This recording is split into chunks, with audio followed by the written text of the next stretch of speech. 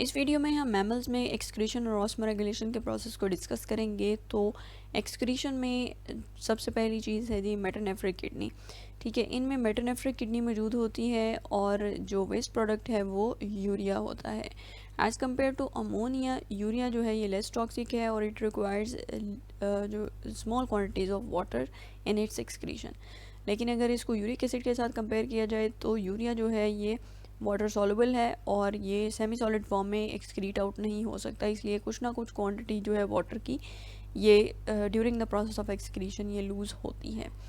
ठीक है, तो अब किडनीज जो हैं इनमें नेफ्रॉन्स हैं। नेफ्रॉन्स में जो बेसिक दो स्ट्रक्चर्स हैं इसमें वो ग्लोमेरुलस है और टिब्यूल सिस्टम है, लूप ऑफ नेफ्रॉन। ठीक है, तो ग्लोमेरुलस जो है इसमें क्या होता है कि जब ब्लड एंटर होता है तो ग्लोमेरुलर कैपिलरीज जो हैं इनमें फिल्ट्रेशन के प्रोसेस के थ्रू जो है कुछ जो सल्यूट्स हैं और सॉल्ट्स हैं, यूरिया है, ये एक्सक्रीट आउट जो है ये फिल्ट्रेट की फॉर्म में जो है टिब्यूल सिस्टम में मूव कर जाता है। ठीक है, और जो लूप ऑफ नेफ्रॉन है, टिब्यूल सिस्टम है, this is surrounded by capillaries जो कि वाटर जो है उसको रीअब्जॉर्ब कर लेते हैं। ठीक है, मैक्सिमम जो सॉल्ट्स हैं और वाटर है ये रीअब्जॉर्ब हो जाता है।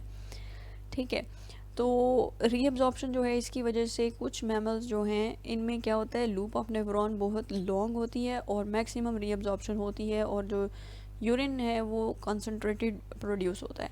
मिसाल के तौर पे बीवर्स जो हैं इनमें यूरिन जो है एज़ कम्पेयर टू ब्लड ये 2 गुना कॉन्सनट्रेटेड होता है, जबकि ऑस्ट्रेलियन हॉपिंग माइस जो है इनमें एज़ कम्पेयर टू ब्लड जो यूरिन है it is 22 times more concentrated.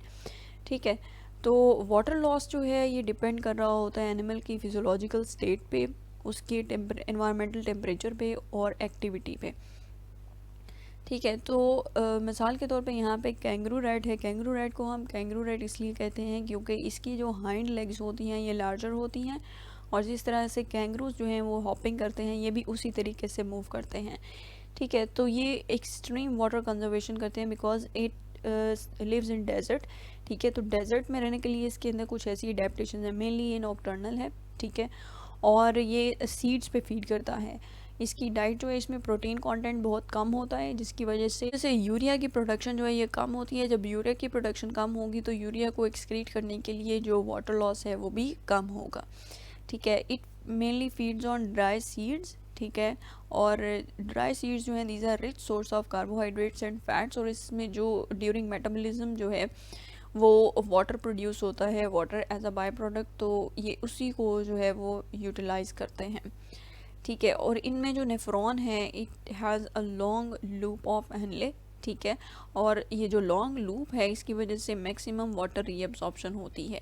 तो इस तरीके से ये कैंगरू रैट जो है डेजर्ट इन्वायरमेंट के अंदर जो है वो वाटर कंजर्वेशन स्ट्रेटजीज़ को यूज़ करके तो सर्वाइव करता है।